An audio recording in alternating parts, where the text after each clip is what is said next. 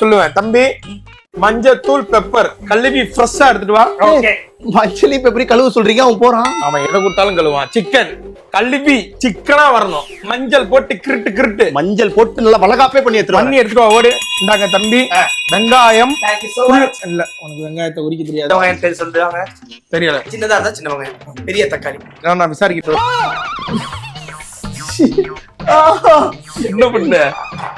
என்ன பண்ண என்னடா பண்ணி துவைச்ச சொல்றா. என்னடா ஆச்சு கையி? எது ஆட்டு வாட்டு தெரியல. ஏண்டா இங்கதான் கீழே எழுதிருக்கேடா. இதான்டா ஆட்டு வாட்டு. அது சிம்பிள். ஓ அதான் அது.